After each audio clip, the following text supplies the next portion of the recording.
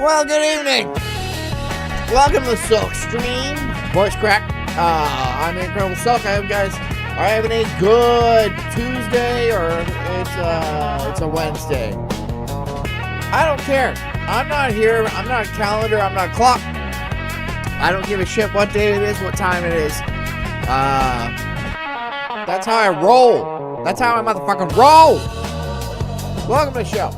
Tonight we're talking about how the economy sucks, and it's no secret or surprise to anybody, and you're going to be poor, you're going to stay poor, and that's despicable.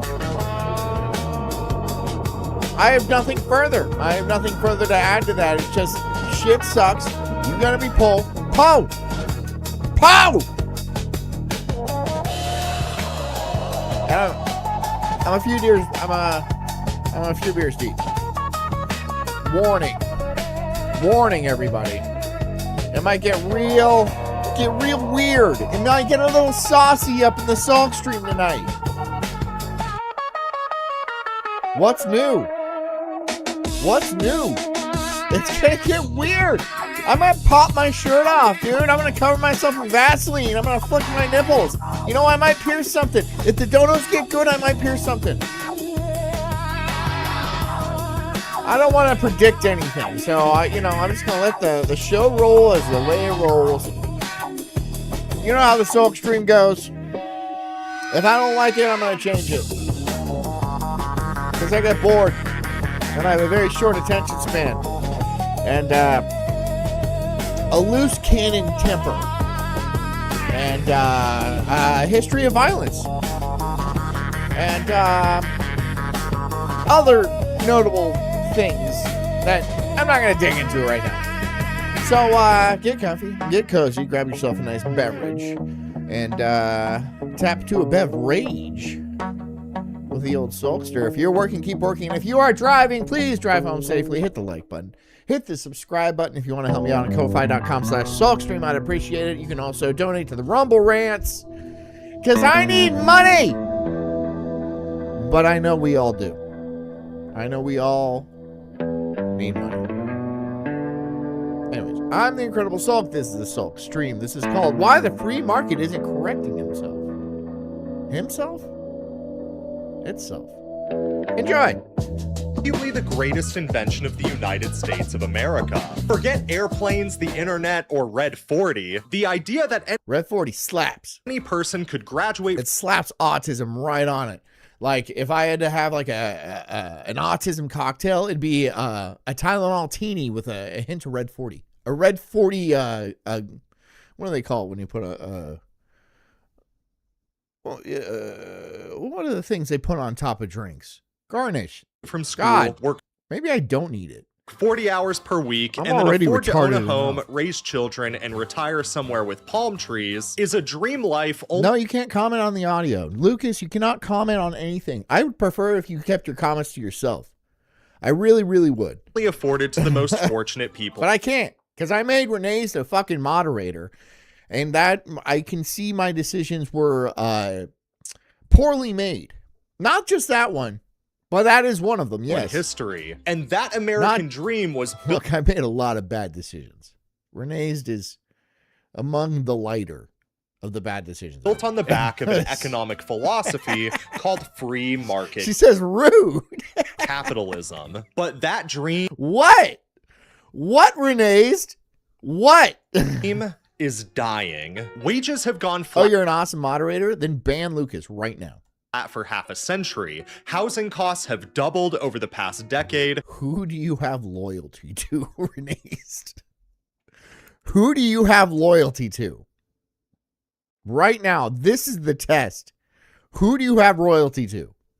Royalty. Young Americans are not having children, and once coveted college degrees are being labeled by the She just public says no. as a waste of She time and says money. no, so she's drawn a line in the sand. Markets correcting themselves after a downturn is one of the most basic principles of economics. And yet the so-called American free market is not correcting itself like it's supposed to, because a combination of cultural and political forces don't. Still, I don't know what, I didn't even listen. I was bothering you people in the chat. Do I bother you? Are you guys just here to like watch documentaries? I don't know why I said it like that. Documentaries. And I just get in the way of it. You can tell me. I'll be quiet. If that's how you prefer the show, I'll sit here quietly, slightly off camera.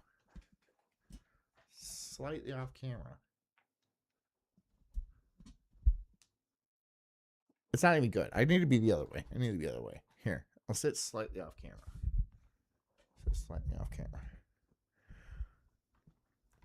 How about that, guys? Want it to correct itself. Ask anyone at Thanksgiving dinner, and they'll give you a different answer on what's stunting the US economy. Yeah, see, the thing about Thanksgiving dinner is I always assumed I would be the drunk uncle at Thanksgiving dinner, but I'm the father. I'm the dad. Screwed that. I screwed that whole thing up. I screwed it up. Oh shit, sorry. Anyways, I'm off camera. I'm letting you guys do it. Her art major cousin will say that it's billionaire greed. Her little brother who doesn't wear deodorant will say that This it's is feminism. not the Sulk stream. Your ex-convict uncle will say that it's not enough people It's going just into normal the trades. YouTube. Grandpa's gonna blame immigrants. Dad's gonna blame I blame immigrants. blue-haired liberals at universities. And so They're to blame as well. I'm all these people. That's why no one wants to invite me to Thanksgiving, because I occupy all the roles. The drunk uncle, the racist grandpa, the hard right-wing dad, the large-titted aunt.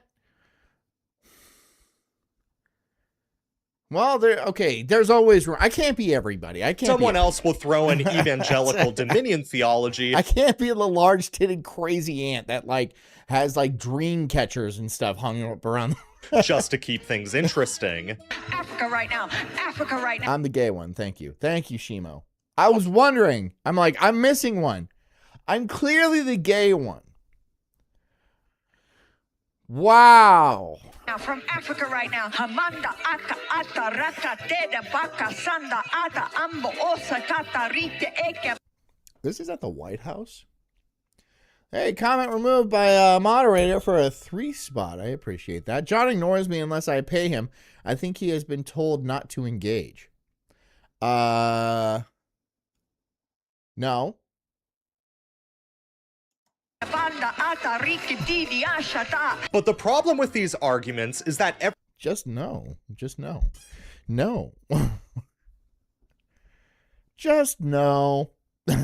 everybody is going to be both right and wrong at the same John is not the gay uncle. I am not the gay uncle. I'm not dead. I didn't die from AIDS. time. Universities have increased tuition tenfold since 1980, which is bad. Yeah. Yet college graduates Modern miracle of prep. still reliably earn more money than their peers and are very likely to report that their education was worth the debt, especially if they come from lower or middle class backgrounds. The lesbian aunt that loves the NFL and drives a Subaru. I don't get it when chicks like the NFL. I don't like the NFL. I don't give a shit about football. And if you like football, that's fine. That's on you. I understand it takes some... You need to know something. You actually need to invest yourself. I don't give 2 fucks about football. Which is why during the winter, I do Thursday nights or whatever it is, and no one shows up. I'm going to blame football. Billionaire greed leads to factory workers peeing If you like football, I don't care. You watch football. in bottles and mass layoffs that harm families. No, this is a Yingling. This is not my own piss. My own piss is not that foamy.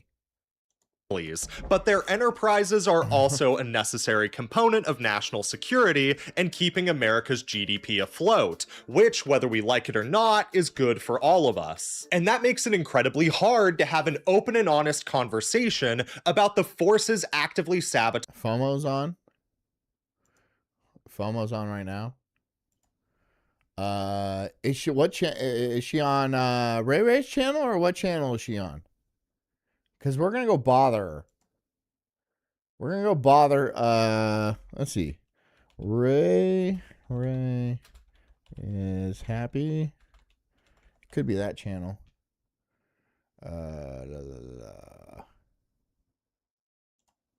It's not. Or what is her channel? What is her channel? Somebody tell me her channel. It's not it could be Forest Money. I don't know. Sabotaging the US economy, because those forces represent both the young and the old, the rich and the poor, the religious and the secular, and both the political left and right. To some extent, literally every single American is benefiting from a rigged system. All right. We're gonna bother Forest Mommy. All right, we're gonna bother Forest Mommy. I'm glad that we're bi-weekly. Is it your Rumble? Is it your personal Rumble, Doug? Hey. Hi, David P. We're But I'm going to your here. Rumble right now, and I'll bring up the chat. Just post it in the drop chat. it. Everyone who's watching right now, as long as you hit like, listen, I'm motherfuckers, bothering as long as you you. hit like, you're allowed to post any of your links, okay? I'm bothering. But you have to fucking you have to hit like on my fucking stream first, and then you Okay. can post All your right. links, Hold okay? on. I'm gonna You're do sexy it. when your nose flares up. in anger. I hit like, and then I'm going to. Oh, hey, we Sulk. I go. invited Jess. Yeah. You remember Jim. Jess? She was Jess on a long time. The Sulk. You know doesn't Jess. Yeah, of course I know who Jess is. like And I know who you. Sulk Yeah. is. I definitely know Jess who Jess doesn't is. like I remember her. Yeah, well, Very me and so Jess has been you know that Saturday stream I started doing, which I'll post those. We're all links here. later. Forest Mommy, I'd like to add I something. invited Jess on. So God. there's two Jesses She on that doesn't- show as regulars. She now. talks. She fucking Hubert, if you're constantly gonna show up interrupts just to me. fuck with me, I'm gonna let you know. I'm gonna kick you out of chat. You've Like, been here. Stop No, I'm talking Doug, tomorrow Doug. night. interrupting Doug, listen. me. Hubert's invited right now. Have you ever seen Cubertimo? I don't want to see Cubertimo. I actively avoid He's a and ignore wigger. him. I'm trying to What? speak now. Sulk? Who I- doesn't she like? Me? What? Me. I think it's not No. about me. 'Cause I think she's talking about me. She's Doug, talking. Cubertimo might pop on, but if he's mean to you, I'm gonna fucking kick him. I'm gonna kick Oh, him, and he's oh. a wigger. He's FOMO's just a wigger. drinking He's too. just a wigger, man. You FOMO's don't gotta had a worry about him. couple. Just be Well, mean it's back. FOMO's had a couple. Just be mean back. Just be as mean as you fucking All can right. back to him. And you got it. Like that's all. taking Working all day under the sun. I'm too my tired to give a stream shit. back. All right, everybody. Well, I'm who taking my doesn't stream Jess back. Like Sulk? Doug, She doesn't chilling, playing the like me. She Beer? doesn't I, like me. I do landscaping right now for the summer. Weed eating, mowing. All right, stuff like all that. right, all right. Okay. I'm gonna have to say bye, gang. Where are you at right now? Are you home or All are right. you? France. Oh, Perry. Oh, All right.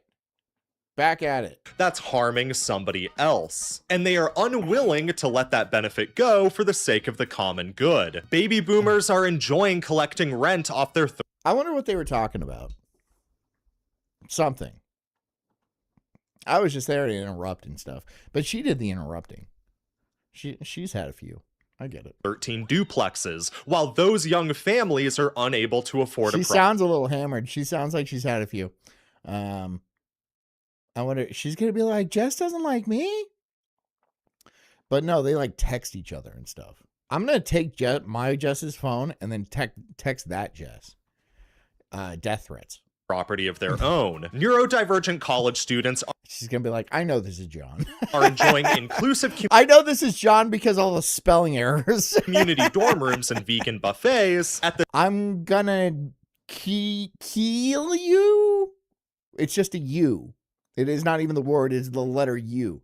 same time that another kid is going into crippling debt over an associate's degree that he'll never finish because it interferes with his work hours. Regardless of who your big bad Pop on as Jess. I don't have Jess's phone. wolf is in the American fairy tale, I could. there's another American who is justified in thinking that the real evil is you. So today, I want to have an open and honest conversation about some of these forces that are sabotaging What were they talking about? What were they talking about on our show? I was just being rude. the US economy. I don't need to be rude. I don't need to be. I just like to be. me, specifically coming from my expertise as an economist who has a background in counterterrorism intelligence. But I also want to hear from all of you guys. Let me know from your expertise what other things are going on, and if you have any reasonable solutions to fix them. And without further ado, this is a lot to go over, so let's just get right into it. Very M. Holtian, John. Does he stream snipe? What is his name? Ian? Aaron? It's Aaron. Aaron M. Holt. Yeah. Does he stream snipe? Well, that's because he can't make up his own stuff. He can't create his own content. I mean, to be fair, that's what I'm doing. I'm just watching this guy and commenting, and then I'm reading the chat and I'm commenting. So like, I'm gonna be fair about this. Maybe I don't either. Starting with corporate subsidies. According to Doge, the Trump administration Ian. has saved $190 billion in government spending. I don't know these people. By slashing funding. I know they know who I am, but I don't know who they are. To federal operations like the departments of That's what happens when you're famous. Labor, Education, and Health and Human Services, laying off Like me, the big shot, John. hundreds of thousands of hardworking Americans, but also saving the average American 1,000 precious tax dollars in the process. But what that data intentionally fail to tell you is that the US government gives nearly 1 trillion tax dollars to private businesses every single year. About 800 billion in federal contracts, 200 billion in subsidies, and another 2-ish billion in R&D grants. Did I lose people to Forest Mommies? Did I lose people? Because I feel like there's more people. And then we went over to Forest Mommy, and then she got it. And then no, we're back over here. If I left you over there, make your way back here. Support small business. Depending on the year, this can amount to 1/4 of all government spending, and seems shockingly. John does one drama stream and is a household name. One stream, and I was just telling people about. It was one stream, and I was just like, yeah, that's pretty fucking annoying. John was annoyed. Really? That's what you want? You want to see me annoyed? At that specific case. Because I'm annoyed a lot. High for a country that claims to have minimal government intervention in business. After all, I just went on Forest Mommy's stream. I saw. And she's drunk. I said I have the link. Yeah. You could pop on. Yeah. Oh, you have the link? Yeah, I have the link. Do it. I don't care. Whatever. My show's not important.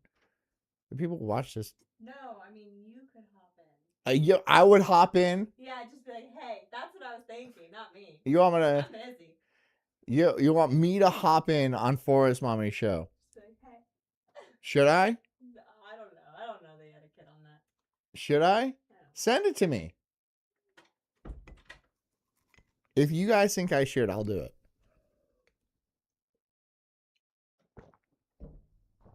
China dedicates only slightly more than that. She's not drunk? Really? She's not? Oh, man. Because she sounded like she was slurring. Funding businesses that they primarily own as state-operated enterprises, which really makes you wonder. Maybe show Bob's and we'd watch this crap? What, my show? If the only difference I don't know why you watch this in the first place. Well, between living in you want me to pop my shirt off and go on Forest Mommy's show?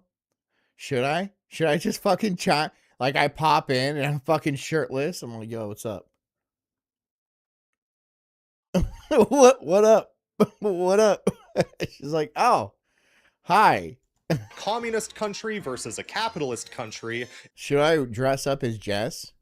My wife, Jess? I'd be like, it's me. Ha ha ha ha. Yeah, the N-word. Wee. No, honey, you can't just like sporadically shout the N-word. I mean, yes, I understand that it is kind of funny and fun to do. But like, look, just because we do it at home doesn't mean it's okay to do on the internet. All right? It's different. It's different rules. Is just a matter of semantics and propaganda. But the truth is that we aren't just one economic system. The United States is a highly specialized mixed economy that wants you to think it's a pure free market so that you believe in meritocracy and continue to contribute to innovation and productivity. I'm not going to wear Jess's clothes because I will simply not fit in Jess's clothes. Remember, I weigh like 100 pounds more than Jess does. There's no way I can fit in anything she wears. I will rip right through it. I'll look jacked though, which will be cool. Because you ultimately believe that your success is your responsibility. And to a large extent, it is. But it would be a very long con. And if I feel like if that was the con, I'd have long hair. Ability to find that success is becoming like this guy. Increasingly harder as corporate bailouts and subsidies take away our free market leverage as employees and allow companies to get away with unsustainable business practices, like keeping wages stagnant. I don't think Jess is going to send me the link. She got the link because they wanted Jess on the program, but I don't think they wanted me on the program. Stagnant for half a century, despite productivity being at an all-time high. Consider the standard financial advice that you should make wear her pregnancy clothes, like her maternity gear. It's all stretchy and stuff. Yeah. Even then, man. Times your rent every month. She did like I'm like much larger. Even when she was full blownsies. I still outweighed her by a good margin. With an average rent in the US of $1,700. She never broke. I think the highest I saw her was like 170. When she was like full blown pregnant. Which is pretty big. It's pretty big, but yeah. She usually runs about 110 to 120. That's what she usually runs. Workers would need to bring home. And if she got any higher than that, I would yell at her in public. $5,100 a month or make $30 an hour full time in order to. I have B cups at best. You'd fit. I don't know how to respond. I don't know how to respond. Thank you. Thank you. I don't have man tits. Would you like me rocking some double D's? Now I'm like, hold on. That might be good. That might be. I feel like I'd be busy a lot. Or just too embarrassed to show up on the show. Or just like, oh man, it's so uncomfortable sleeping on my back because they fall into my armpits. To carry out that advice. However, over half of Americans live on less than There's that. like 9 people on their show, too many voices. And yeah, it's just me on my show and this guy. But I can shut him up. I can't shut you up, Knob. I would like to do that, but I can't. But you don't come through the audio this tonight. Depend on things like government welfare programs, Section 8 housing, child tax credits, Pell Grants, and other government benefits in order to survive. One could argue that the American social safety net, which is significantly smaller than other developed nations, is subsidizing over half of all jobs not paying a livable wage. Because in a true free market economy, if you can't afford to pay workers a livable wage, then you can't afford to have workers at all. If entrepreneurs were actually opposed to things like government welfare programs, then the easiest way to render them obsolete would be to match worker pay to productivity. Because if you were true... That's true, right? I mean, the only way that people can actually work these jobs is that they're on welfare. Like McDonald's, you go... McDonald's has an entire thing about how you should apply for welfare while working at McDonald's to supplement your income. That way, they get a full-time employee and don't have to pay them a livable wage. You should get rid of welfare. You should get rid of welfare completely. Truly a free market. And it would raise wages just because that's how the market works. Capitalist. He's right. Then you would he's got long hair, but he's right. Believe that paying anything less than $30 an hour means that you expect... Knobsaw, give me $100 and you can call in. The government to $100 fucking dollars and I'll let you call in. Subsidize your business. Or you know what? Anybody give me $100. You dirty commie. Jokes aside, though, this highlights a massive hypocrisy in how people talk about government spending. Knob, you can't save the show. It's not really even worth saving. It's not worth, like, my career is not, okay, free side for a $5 says 18. If this hits, Knobs can call in for the rest of the show.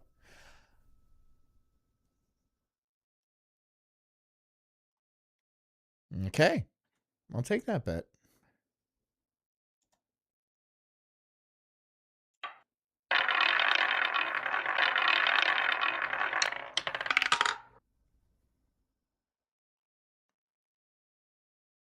God is on my side. God didn't want my show to be ruined by Knob's dog homosexuality. He was all like, John, your homosexuality is plenty. I'm like, thanks, God. Thank you, God. Business. Entrepreneurs are some You got my back, brother. of the most outspoken opponents to big government in American politics, while at the same time benefiting from big government far more than the average citizen does, and are It's not on. That's not me. Nah, I'm sorry. I was in your corner, buddy. But God said no. Just like the rest of your life. accepting $200 billion in handouts every single year, which, if you'll remember, is slightly more money than Doge, quote unquote, saved by slashing No, we didn't have a good show, Knob. My wife is terrified of you. funding to essential services, with some For like weeks afterwards, she's all like, I don't want, if somebody walks up to me and says, I'm Knob's dog, I'm going to shoot him in the chest.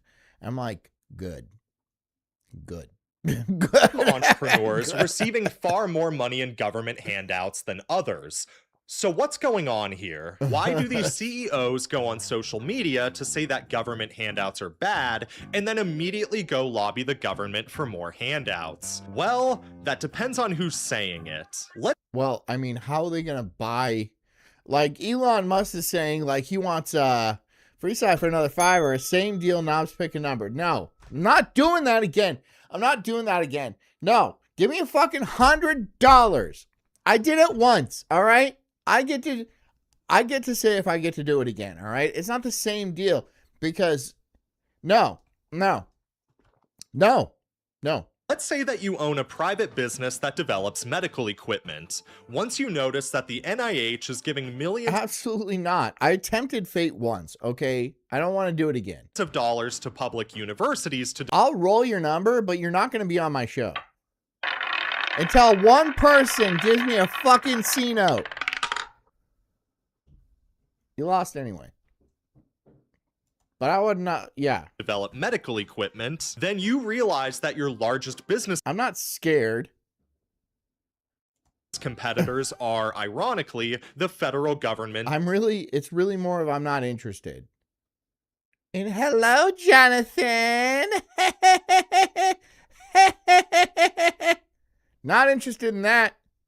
Not interested in that kind of bullshit. No thanks. and universities, and that the only way for you to gain more market share is for the NIH to stop giving money to universities to develop medical equipment. So business owners will often support politicians who are Knob, if you think I'm big scared, why don't you give the fucking $100? Why I don't see you opening your wallet, right?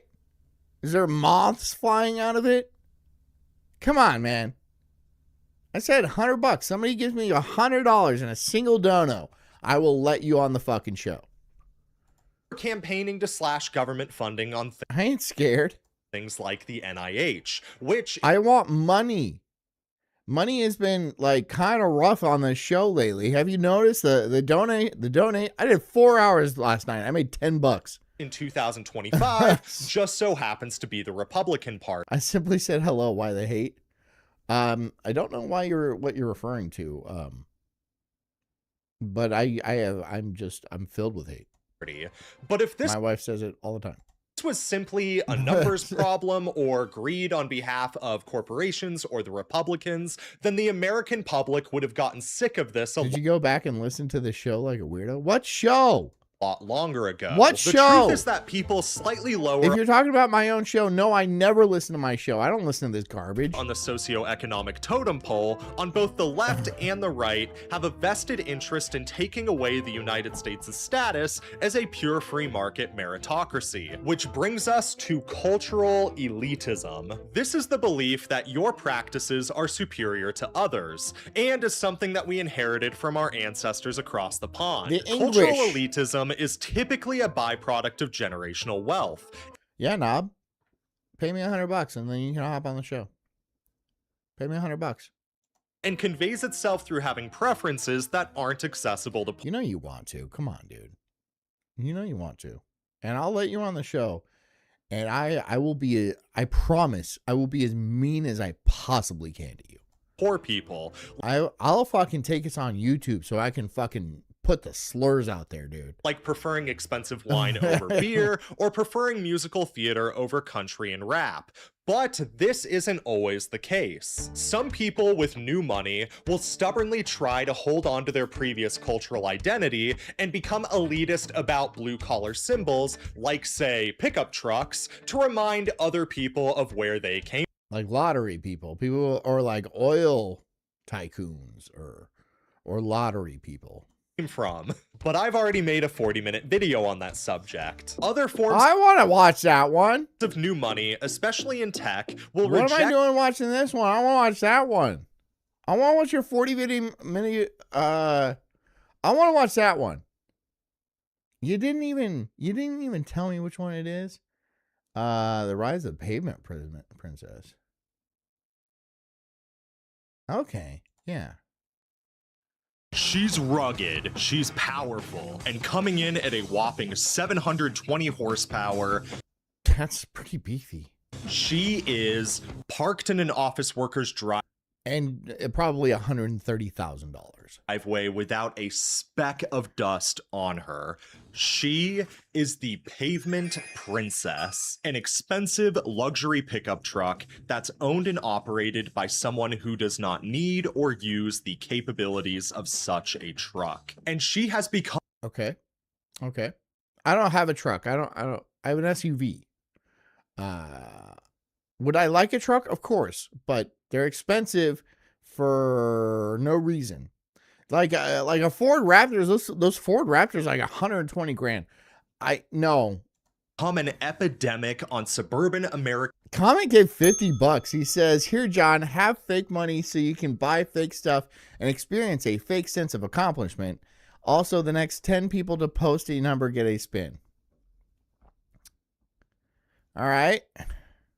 American roadways these past 30 years. But what if I All right. It's a spin the wheel show. Freeside says 18.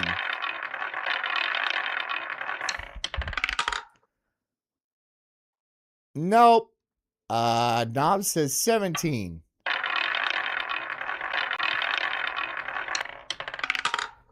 Okay, Knob says 13 because he did not specify if they had to be different people, so I'm going to give it to Knobs.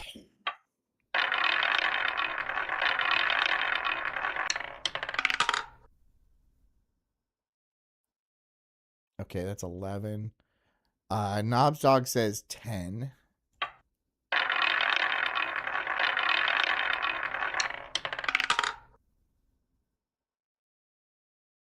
All right, Knobs Dog says 22. I like how he just spams the chat. Okay, that's 5.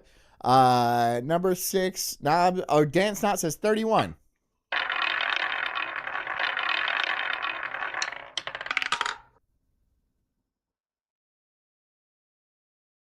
$33, very close. Knobs Dog says 30.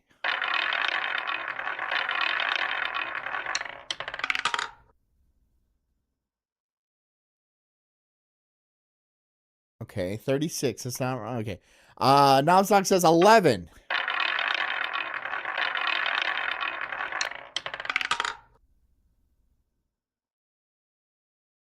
Nope, 13. Knobs Dog says 23.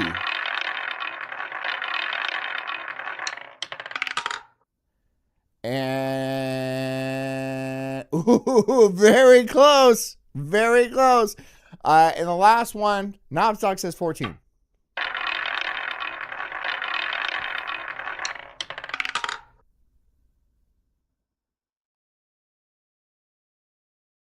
Nope.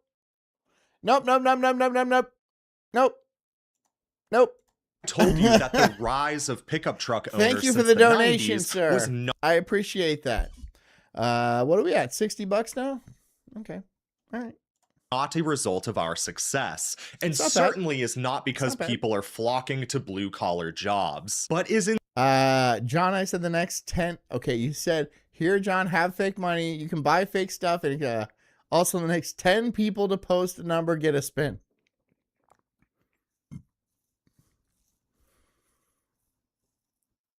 I feel like you didn't specify they had to be different people, though. You really didn't. But it's your money. All right, fine. So what number are we on? We had Free Side. We had Knob, and we had Dan Snot. We'll do JB for 26. JB has 26. So let's count as 4.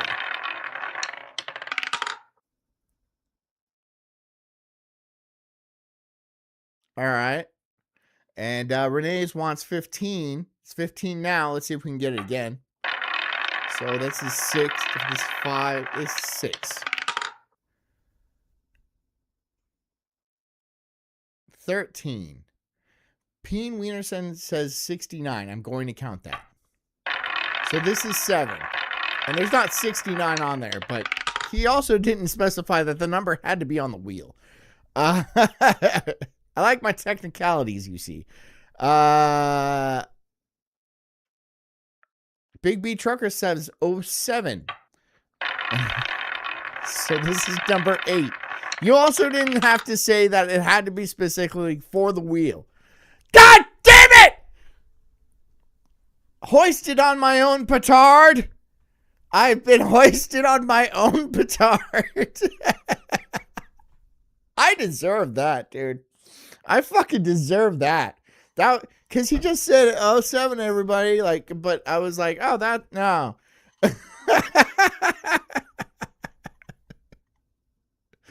Oh God, dude, that sucks. All right, number 8. Number 8 goes to Shimo. He wants 17.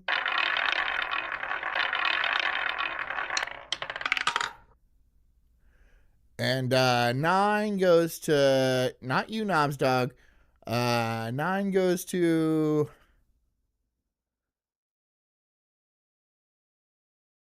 I don't know, somebody else. Somebody else pick one. Somebody else pick one. I think we need 2 more. instead a symptom That was on me, dude. That was my bad. of the overall economic and mental health crises we are facing in America, and is for many people. Wait, no, hold on. Big B gets to choose. It's Big B's decision. All right?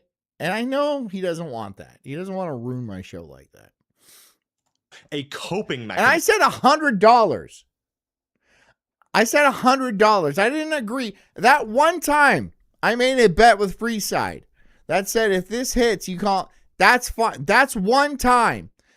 I said if somebody gives me $100 bill, then Knobs Dog can fucking call in.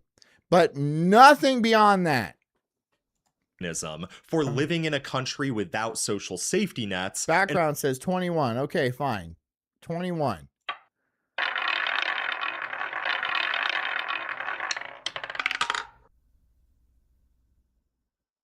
Okay. I think we need one more. And without the community support that we've had in the past. Well, that's the case I'm going to be He making says I don't want this pressure. today. And it is a lot Just say John, you get a free pass and I don't have to do anything for it. to go over. So I would really appreciate that. please be sure to like this video, subscribe if you are new, and let's just get right into it. And thank you to Delete I'd Me prefer for if I didn't have to sponsoring do this anything. video. More on them later. So let's start with plywood. This is relevant, I promise. In the United States, a 4-foot by 8-foot Dan's not, you already got one. plywood sheet is the literal foundation that all construction and woodworking materials are standardized around. Subfloors and houses are built with Big B says John free pass if Jess hops on.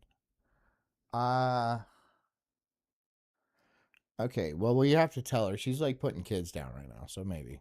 Wall studs are intentionally Yeah, placed we could probably make that happen, but either 16 or 24 inches on center to accommodate them, and standardized cuts of lumber, like the 2 obviously not Jess. I mean, whatever, Knobs dog. by 4, are made to this Knobs dog, like, measure so that they can be stacked on top of plywood sheets while being hauled by trains or trucks. Outside of hauling, this practice has 2 main benefits. The first is so that everything being used in construction is divisible by 4, which just makes the math easier and is actually the same principle that Minecraft is based off of. And then the other benefit is that standardizing cuts of lumber helps you save the amount of cuts that you make and therefore waste that's produced in the process of building. So historically, truck beds were standardized to this measure, so that a 4x8 of plywood could sit comfortably between the wheels, and all of your other construction materials could cleanly be stacked on top of them while being hauled. And this continued all the way up through the 1990s, until trucks started to adopt the crew cab. All of the sudden, 80% of trucks now had 4 doors as opposed to 2, often at the sacrifice of the length of the bed of the truck. And yeah, some of those bed lengths are ridiculous. Like 6 feet, 4 feet. I don't know if they get to 4 feet, but they're like short. since focusing more on passengers, the design of the pickup truck has become less and less oriented around the workplace over the past 30 years, and has instead focused on comfort, aerodynamics, and Add you back to the Discord. Look, I tried. And I even told Farrell to unban you.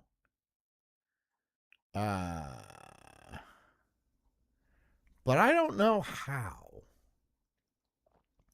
I don't know how to do that.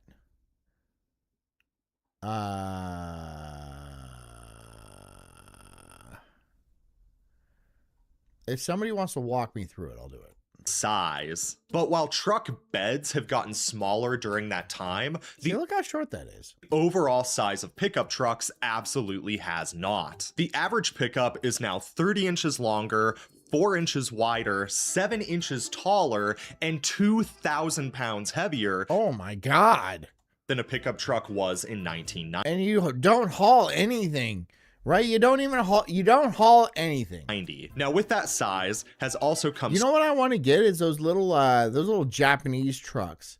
That's like 90% truck bed, but it's just for hauling shit, right? They're like small.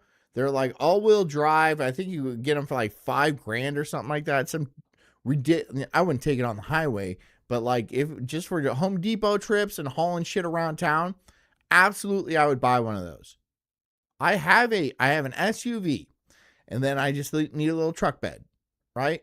sturdier frames, larger engines, more safety systems, and luxury features. Those little mini trucks, you know what I'm talking about, right? But with those Those things look sick. I saw one for sale, and they wanted like $9,000 for it, and I was like, a used one for like $9,000. You want $9,000 for a used one? No, thank you. features has come I was cost. like, that's ridiculous. This thing is like, it's got like a 4-banger engine, and like, yeah, it's useful, but it's like, it looks like a Tonka truck.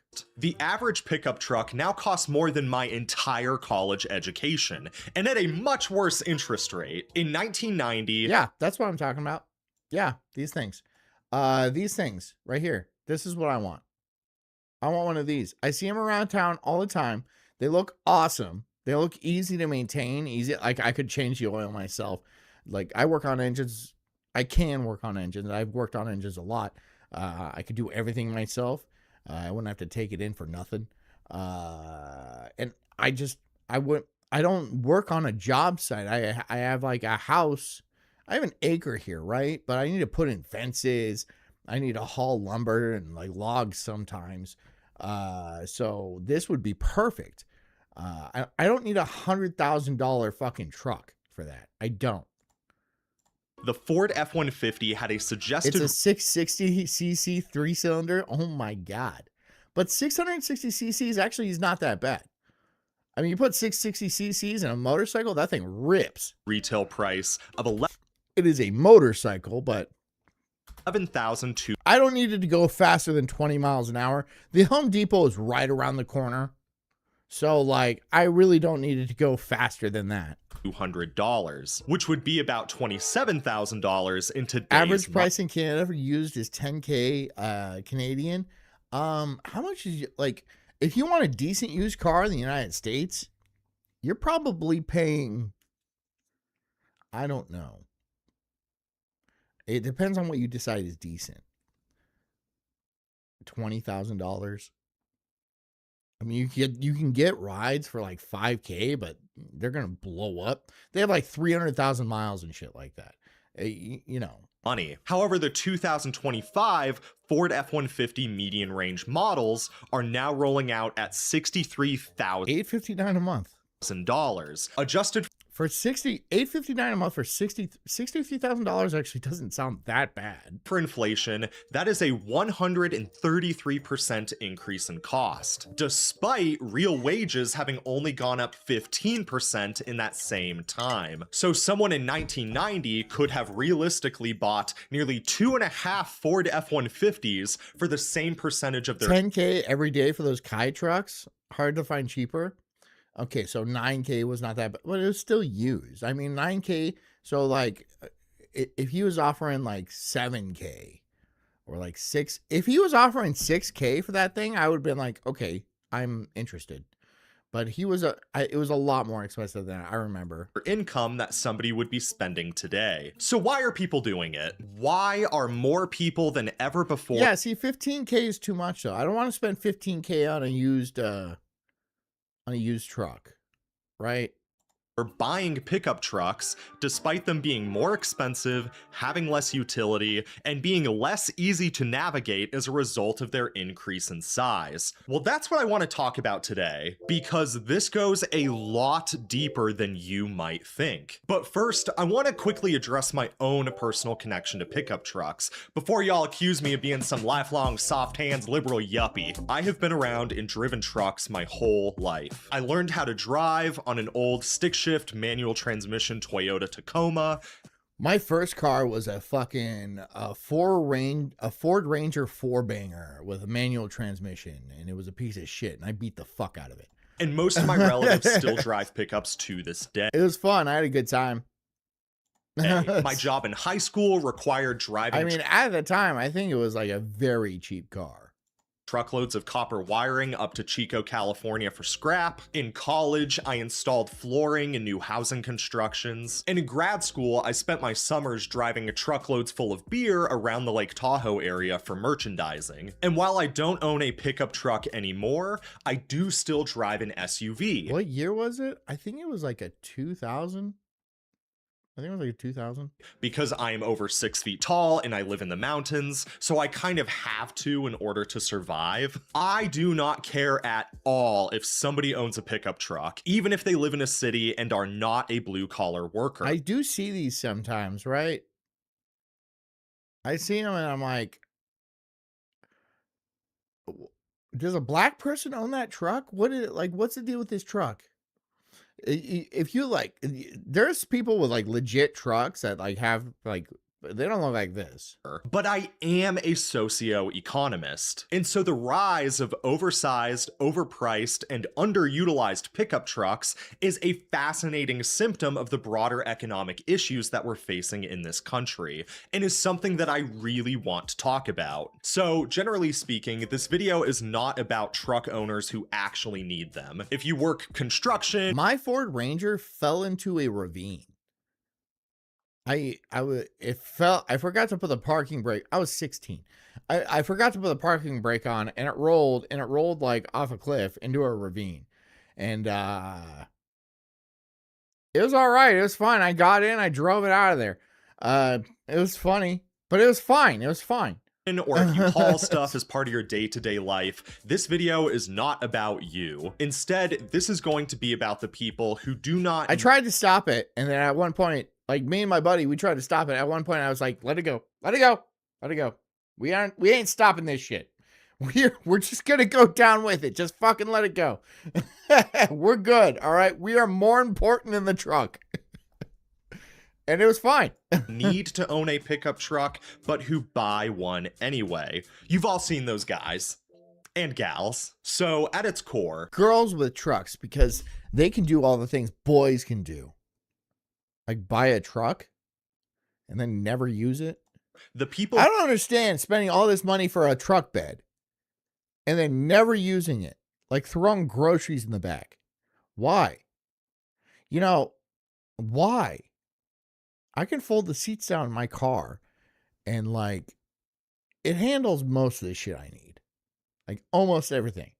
And also, you can rent a truck from the Home Depot for like $20 an hour. who do not need trucks buy trucks because they are a symbol of stability and success. Pickup trucks are starting to cost more money than going to a state university. They are an incredibly reckless waste of money for a lot of Americans, and are oftentimes the single biggest financial burden that an American family has when they own one. But we'll talk A Kia Sorento? I don't drive a Kia Sorento. about that more in a minute. I typically don't drive. I bought a car for my wife and the kids. But like the town I live in is small enough where I can just like ride my one wheel around. And so most of the time I don't drive the car. I don't need to. I bought it for them. Even if the pickup truck doesn't make financial sense, the social value that it carries does. Pickup trucks signal that you have a blue-collar identity, or at the very least, signals having blue-collar values to the people around you. In theory. But even that's questionable, as skilled tradesmen make up less than 25% of the workforce in America. And beyond that, this image that we have of a rugged, high-earning, blue-collar man with hometown conservative values is an incredibly small If I could find an old 2-door 4x4 Explorer, I would buy that fucker. Yeah, hell yeah. Those are just Ranger. Yeah, I got the old Ford Explorers are actually pretty solid. Like I would too. If I could find a reasonable price for a lot of cars, I would absolutely snap it up. But like cars like that, like solidly built, no computer cars like that are not cheap. They're expensive. They are pricey. They're pricey. So there's like, there's no, percentage of the American workforce. You are way more likely to find one of these guys in a country music video than you ever are on an actual work site. And in many ways, this guy is just the American version of nationalist propaganda that we saw come out of places like Germany and Russia in the 20th century. If blue-collar values actually exist in the US, they are probably a lot more left-leaning and a lot less financially well off than we tend to give them credit for, but I digress. In truth, the pickup truck is now so expensive that they are What did Rumble do? What did Rumble do now? Did Rumble do something now?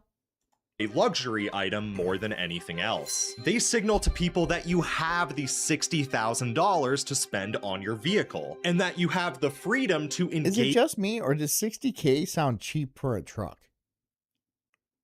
Like, because I've walked around some of these dealerships, and $60K seems like a deal for a truck. In masculine hobbies if you wanted to. Things like camping, hunting, gardening, or renovation projects that people with less money oftentimes just don't have the freedom to commit time to. See, the United States is a society that values freedom and individualism above all else. And since we don't really have safety nets in this country, money therefore equals freedom for the individual living in the States. And so spending lots of money signals to other people that you have lots of freedom. And since American marketing and propaganda has equated hard work as the pathway to freedom, then people use having money and free time as a proxy to say that you are a hard worker.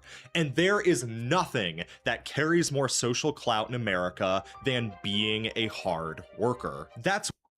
Which is a trick, because people with the most money do not work hard. People with the most money do not work hard. Right?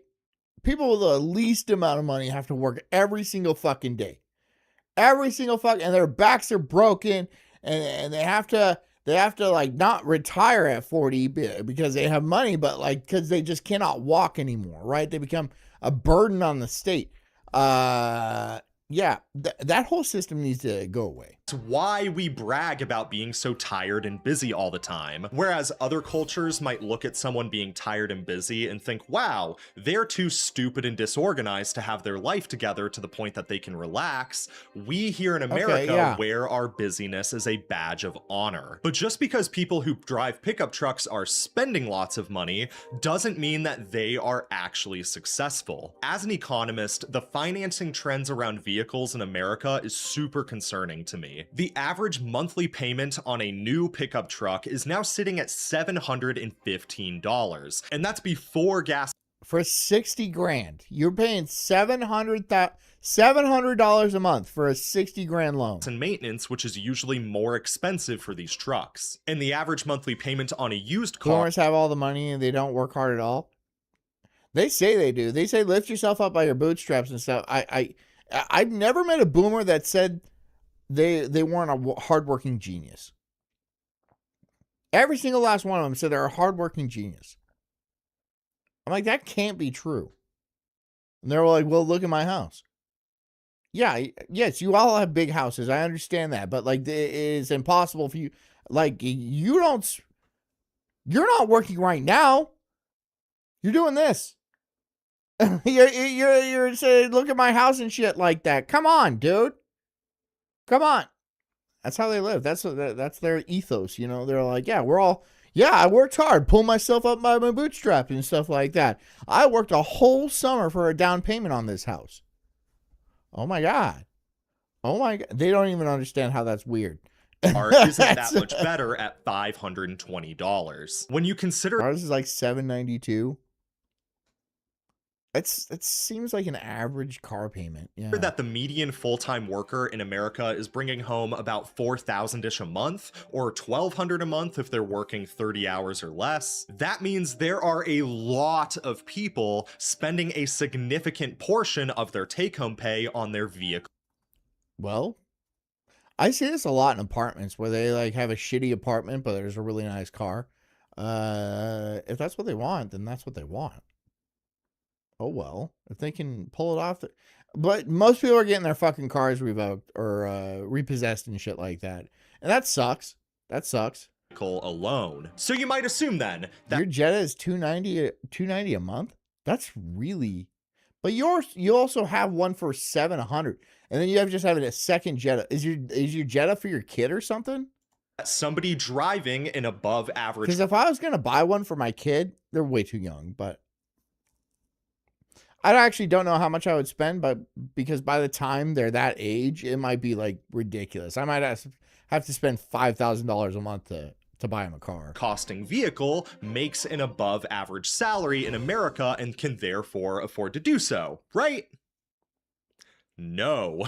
Pickup trucks are 4 times as likely to be leased than other passenger cars. And nearly 1 in 5 vehicles being financed every year are pickup trucks. And while we just don't have data on how much these drivers actually earn, we can discern from average debt reports and average interest rates on cars, which are in part determined by your credit score, that a huge subset of Americans who are driving pickup trucks cannot actually afford to be driving these trucks. And we can also safely guess, based off the distribution of American workers, that people driving pickup trucks aren't working blue-collar jobs and therefore don't actually. I mean, like 90% of the time, that the truck bed stays empty. I just don't know why you would spend that much on a fucking pickup truck. I mean, but here's the thing: I've had a number of pickups. I've had like 3. Which is a number. It kind of sucks. You know why? Because everyone fucking calls you when they want to move. Everyone calls you all the time. Hey, can you help me with this? Can you help? No. Need to own a truck. They own one because there are outside pressures convincing them to own one. This is a classic case of keeping up with the Joneses, where Americans inflate their lifestyle and cost of living, not because they want to for personal reasons. I hate it. I hated owning a truck for that reason. Right? People call you, be like, yeah, Hey, you think you can help me do this for absolutely no reason, for nothing, just because we're good friends? Like that I haven't talked to you in years. You're calling me out of the blue and be like, you have a truck, can you help me move this gigantic thing? And it's going to take your whole afternoon, and then you're going to have to do a lot of lifting yourself and stuff. But hey, it would really help. No. Fuck off. Fuck you. No. But because they feel like they have to in order to keep up with their friends, family, and neighbors. And those psychological traps that pressure people into more and more consumer. Yeah, see? Yeah, you're not kidding, John. The best thing I ever did was put a cap on there, so no, I can't carry your furniture in my truck. I can't do it. Can't do it. Yeah, it doesn't work and shit like that. So I just got fucking rid of them. It's not like I used it enough where I'm not in construction. I don't fucking haul lumber. I don't need to do that. It is useful having a truck, sure, but like just the annoyance of having a truck and everybody knowing you having a truck, it's too much. Everybody wants to ask you a goddamn favor and they never return it. They never return a favor. They never return the favor. No. You get nothing. You get nothing. And you get like a call at least every weekend. Every fucking weekend. Hey, what are you doing?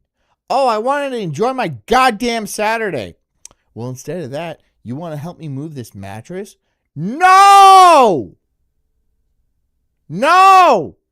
Are the most prevalent in America's suburbs. In 2021, Brett McKay from The Art of Manliness published and then they make it out like you're a bad person. So you just have tons of people thinking you're a bad person because you won't help them in their specific bullshit. You take care of it yourself. Go fucking rent a fucking truck from Home Depot. $20 an hour. If you gave me $20, I'd probably do it. But you're not. You're not even going to pay for gas. An article about what he called soft suburban dad syndrome. He noticed that as a lot of men became more comfortable, they became disproportionately overweight, antisocial, and depressed when compared to their wives. And especially around the age 30 mark. Interracial, huh? You see a ton of relationships where the man has theoretically never been doing better by all perceivable metrics. They've got a young, hot wife, they're in a stable career, they've got a car, and they're living in a neighborhood full of young families. And while their wife is glowing and arguably at her prime, the husband is miserable, out of shape, and completely devoid of the spark. I wasn't that way when I was 30. Spark and ambition that he had through his 20s that got them to where they are today. I mean, I didn't even start doing what I do until I was like 26, though. I didn't even start doing, doing this thing, I didn't start till like, but like doing like comedy and shit like that, I didn't start till I was like 26. And that was at the end of my rope. I was like, I don't know what I'm going to fucking do. I fucking hate everything. I'm going to start making jokes. And it turned out I was pretty good at it. And so I just kept doing that. Met Jess a few years later. We got married. And then a few years after that, started doing this. And while I do agree that suburbia turns a lot of guys into a soulless husk of a human, I have personally noticed another strain of man who haunts women in their 30s are not in their prime. No, I think he was assuming a man would be in his 30s and the woman would be like 25.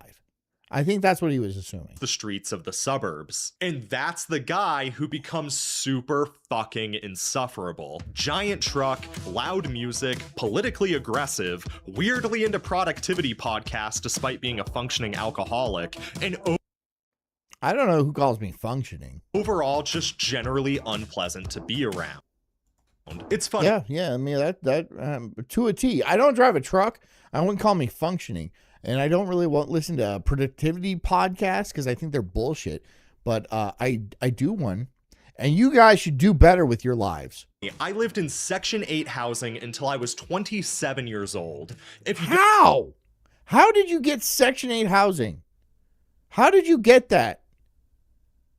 As a white man, how did you do that? don't know, that's project housing for poor people, and it was a shockingly peaceful existence. It was always quiet, I never really heard from my neighbors, and there weren't political signs anywhere. But then my income tripled, and so I moved into one of those emerging middle-class neighborhoods for young families. And my life has become anything but peaceful. People are constantly revving trucks, throwing Don't ask me about Mercer's life. I know nothing about Mercer's life. parties in their yard, kids are always doorbell ditching houses, and the cops are constantly going up and down my street, responding to some type of noise complaint or domestic dispute. And while I would definitely prefer to be where I am now, as opposed to where I was living in poverty, it is fascinating to see what money and stability does to a lot of men in the suburbs. They've got money, they've got the girl, they're in a house, even if they're only renting it, and yet they are acting out in emotional and insecure ways that you would expect from a teenager, not an alleged man in his 30s. And I think this Okay, but you're 27 on welfare. How is he 27 in Section 8? As a white 27-year-old man, how did you possibly apply for Section 8? How did you get that? really embodies the broader crisis that we've been A 27-year-old man, especially a white one, it's going to be homeless. They're not going to give you Section 8. That's for like LaFondas with 9 kids. having with men in America these past couple decades. I don't like this guy either. It is not going to blow anybody's mind when I claim that we have a massive issue with male behavior in this country. The I'm not saying he's wrong. male and female demographic at colleges has completely flipped, and young Yeah, there's a reason for that. I'll tell you why. It's depopulation. They want to keep women in college as long as possible, keep them up to like their master's degree. That way they're like 29, 30, something like that before they get married, and they have like 1,000 cocks under their belt. And then they're like, okay, no one really wants to marry you now. You could have gotten married when you're like 20 years old and had 9 kids, but you didn't. You decided to be smart. And trust me, if you go to college, it doesn't make you smart. There's a lot of fucking idiots I've seen go to college. A lot of fucking stupid people come out with like degrees and shit like that. Congratulations. Now you're buried in debt and you're never going to come out of that. You're a slave. You signed up to be a slave so you can hang a piece of paper on your wall, you fucking retard. But yeah, going to college does not make you smart. I promise you, it does not. No. Your genetics make you smart. young adult men are overwhelmingly dropping out of the workforce. And there's a pretty big disconnect between what straight women want out of men in the dating world And what they say they want? how these men are actually okay, all right. behaving. Now, you all know this at the surface level, but the problem with this conversation is that it's not coming from people who are actually living the masculinity crisis. A lot of complaints about masculinity in America are coming from women, which is a value. Too bad. Look, there's a severe lack of masculinity. And look, I also blame like the education system.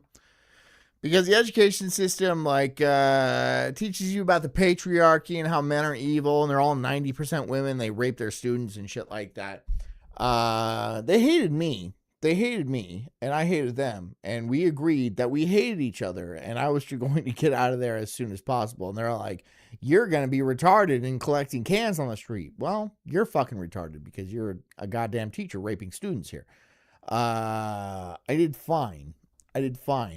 Most of the students that I went to school with, they got like A's and shit like that. They're doing a lot worse than I am. I promise you that. Some are doing okay. A lot of them are doing real bad. So I said this before. If teachers could predict the future, they wouldn't be fucking teachers. All right? Especially public school teachers. Do not listen to them. Never, ever listen to a public school teacher. They think they're smart. Because they spend all day around children. They think they're smart. Because they spend their entire day around the cognitively underdeveloped. Of course you think you're smart. Of course you do. And I think you put yourself in that position because you couldn't actually establish any real power in the real world. And you probably get fired at a lot of other jobs. And you wanted some sort of stability where you couldn't get fired even if you touched a kid. So, public school teacher it is. Valuable perspective, but it is skewed by a lot of socialization, cultural baggage, and trauma that just isn't relevant to a lot of men. And then you've got men on political extremes who aren't really relatable either. Give me the donations. You've got the urban leftist Shut up. Give me the donations. types who are coming from so much privilege or are so mentally unwell that it's kind of gross to listen to them talk. And then you've got the guys on the far That shit on Dayway was so disturbing. 300 plus kid fuckers in 10 years. That is honestly very much on the low side. It has to be at least 10 times that. Because everybody I've ever talked to in my life knows like a kid that got diddled by a teacher. Everybody knows that. Everybody knows that. right who sound like they're presenting at a fashion And like most of the time it's a female teacher and it's a male student. And like, yo, I fucked Miss Down or something. Whatever names have. And then they think I knew this guy who was like another comedian, and he was all like, yeah, I fucked my 8th grade teacher and stuff like that. And he was like, it's awesome. And then me and Jess like looked at each other and then looked at him. We're like, dude, you're a victim. And he's like, nah, man, it was like cool and shit like that. It was like, I was like, awesome. I was like, and we were like, no, dude, you got raped. And he's like, nah.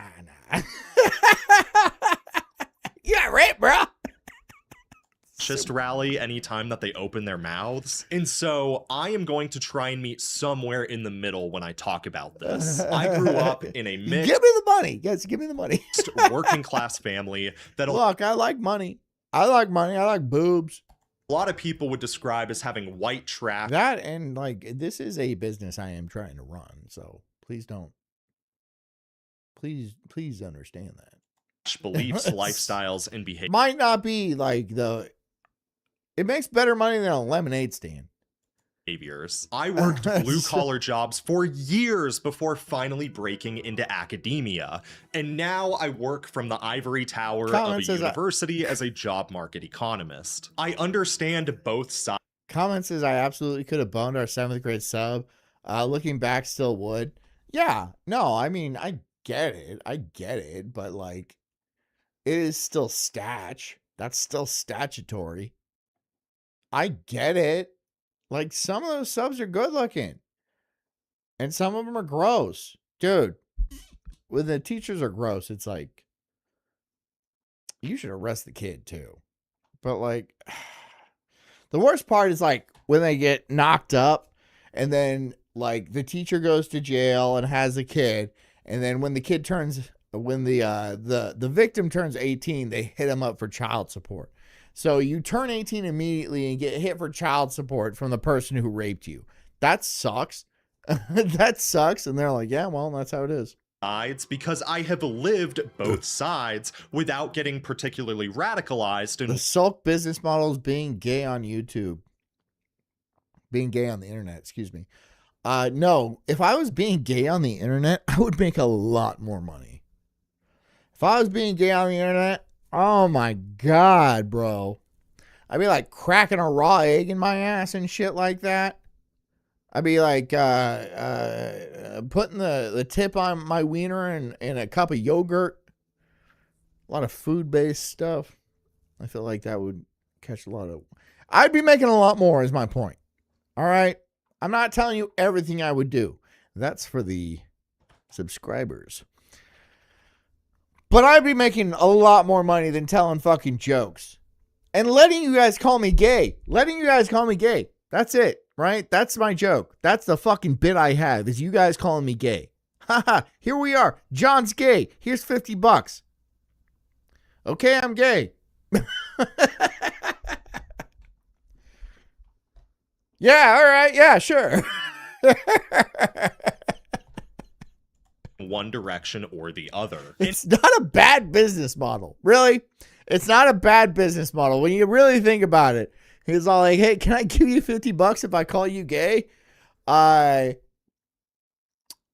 Yeah. Yeah. If you didn't take that deal, you'd be fucking retarded and gay. And I know that liberals are going to hear that and think that I'm conservative, and that conservatives are going to hear that and think that I'm liberal. And honestly, I'm cool with that. You think whatever you want to. I am a pseudo-academic with a blue-collar background, and I used to be a blue-collar... Pseudo-academic. Pseudo-academic. Yeah. But you do have a master's degree. So you went to grad school. And look, I think most people who go to grad school are pseudo-academics, but I would call them academics that don't know shit. A pseudo-academic is somebody who's like, didn't go to school and is still giving out. Look, you can be really smart and not go to school. In fact, the smartest people I've ever met have no college education whatsoever. And you can be stupid and not go to school, right? It's not a mutual exclusivity. Pseudo-academic would be like, I think I know what I'm talking about, but I don't actually have any sort of background in the subject. But we live in a time where you can learn just as much on the internet as you can go into you can go to fucking Harvard Medical School. You can learn just as much on the internet. Will you, though? That's the thing. I don't know why people pay for these fucking programs.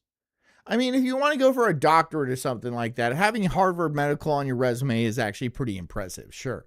But if you don't actually need that, you don't need to be like an engineer or a lawyer or a doctor or something like that, and you're going for like sociology or something like that, just go on YouTube. If you're just interested in the subject and you don't actually need the piece of paper for the career you're trying to establish, then just go on YouTube. You don't need to pay $50,000 a year. But I know why you do it. I know why you do it, because you're feigning intelligence. You're like, I want to be smart. I want other people to think I'm smart. I want other people to think. I was called retarded my entire life. I am still to this day called retarded. I never went to fucking college. I dropped out of high school when I was 16 years old. I don't need people to think I'm smart. I think I'm smart sometimes. Sometimes I say enlightened things. A lot of times I say really stupid shit, but I'm a human being. That's our condition.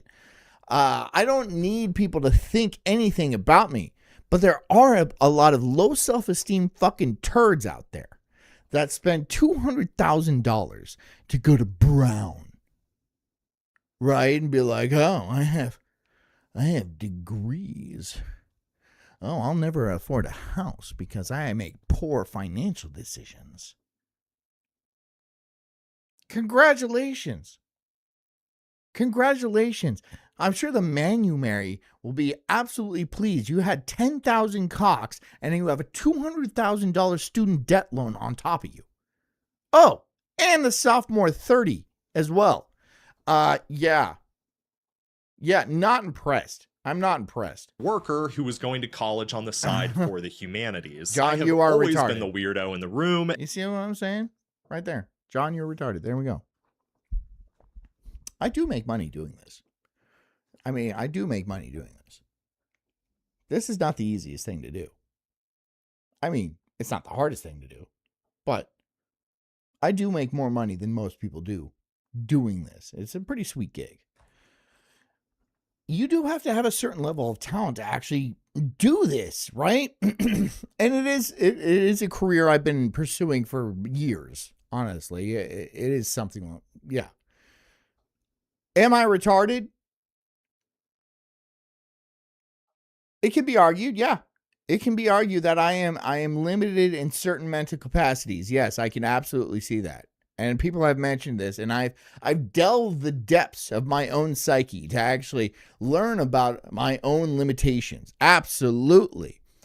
And they are abundant. They are abundant. Are they more common than most people? Yes and no. Yes and no. I have problems with emotional regulation. I have problems with self-esteem. I have I have a drinking problem. But in a lot of other ways, no, I'm actually pretty gifted. And at this point, it's the only scenario that I feel comfortable in. But the thing is that I am technically a trained socioeconomist that a lot of people would consider an expert on the labor force. And so I want to start with the impact that economic issues have been having on masculinity in America, because that's something that I am actually qualified to talk about. But first, a word from today's sponsor, Delete Me. I'm a job market economist who used to track employment scams, so I am well aware of how things like resumes and other tools are used in data breaches in order to steal your personal information. And while anyone can buy your personal information being sold to data brokers online, you do have the right to stay private and protect your personal data. Delete Me empowers individuals and organizations to reclaim their privacy by removing personal data from online sources, including but not limited to things like your address, phone number, occupation, and even information about your relatives. Information that can be used to make you a target of phishing scams or identity theft. I've been using Delete Me, and it has been shocking to see how much information about myself that they've been able to remove from the web. And I don't even post personal details on social media. Delete Me has been the #1 personal data removal service since 2011, and they have a special offer for viewers of this channel. Get 20% off a consumer plan at joindeleteme.com/urgently and use code urgently at checkout. Thank you again to Delete Me for sponsoring this video. Check out Delete Me via my link in the description or my QR code on the screen and get 20% off. So, the economy sucks. Okay, great. I hope he covered some really good stuff while I was gone. I know it's just the advertisement, but that's what you deserve when I'm gone. That's what you all deserve when I'm gone.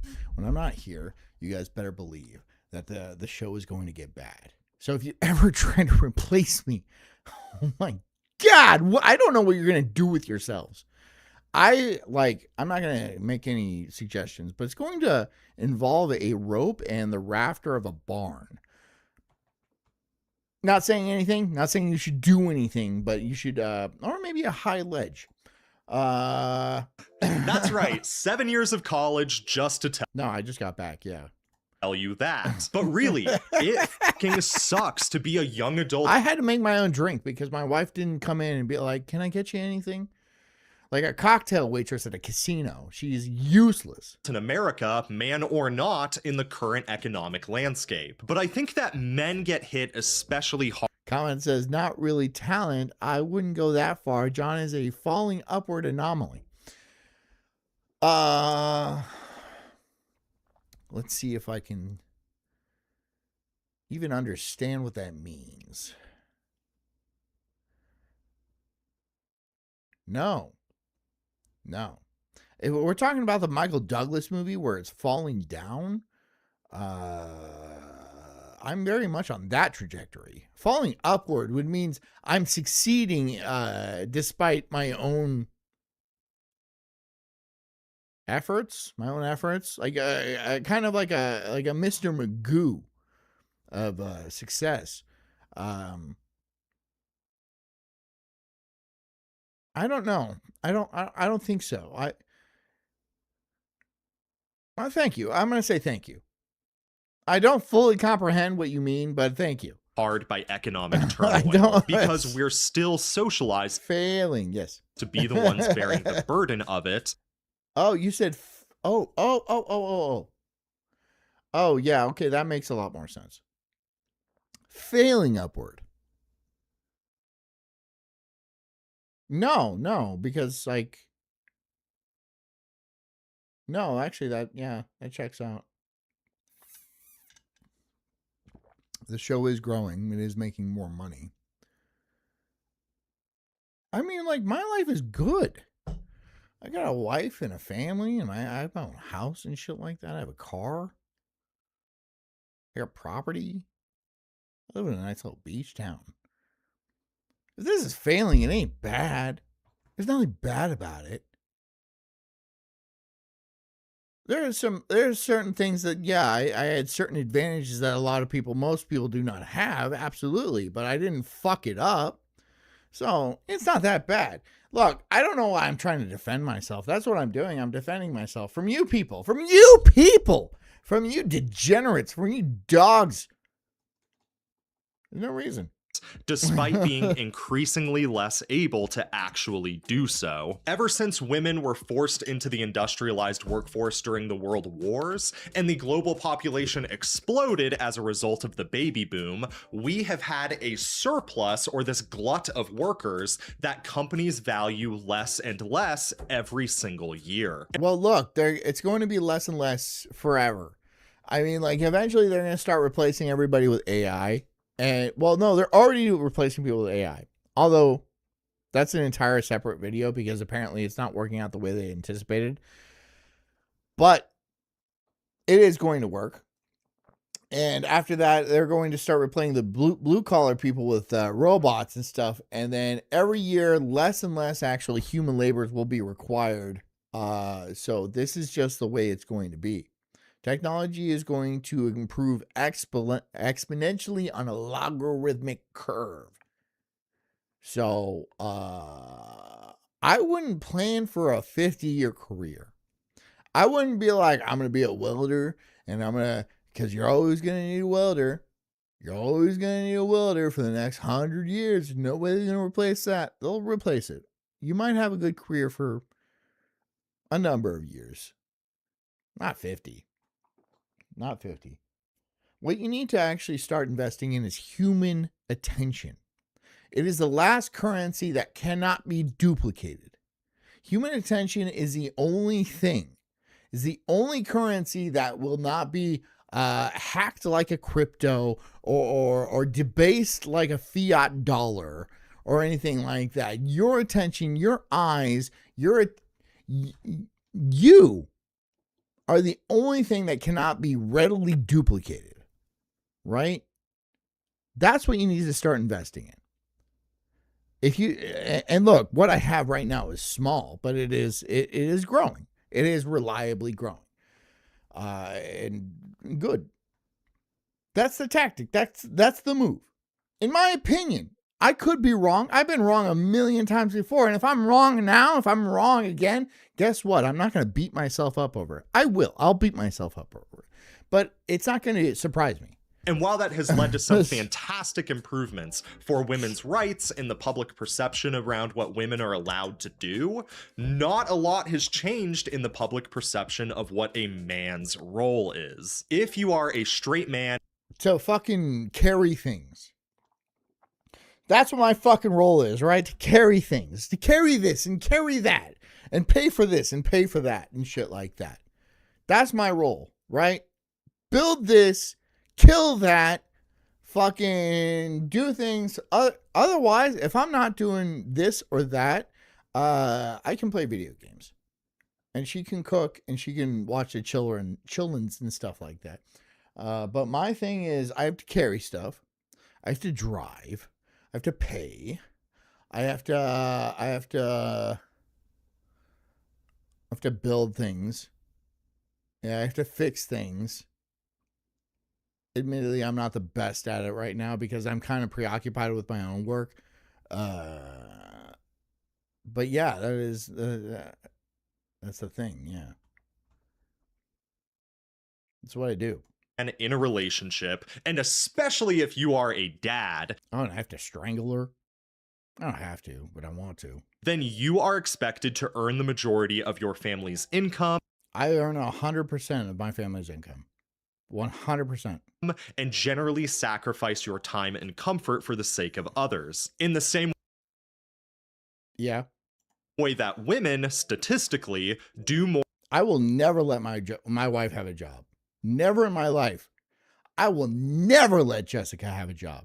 No fucking chance. No fucking way. Or if the house chores and spend more time caring for their children, ever let Jess have even a job. if both spouses are employed. I don't care if she wants a job. I'd be like, nope. No. I don't care if she will. Oh, but I would just like a little store where I can like sell knickknacks and stuff like that. I'll be like, fuck you, Will.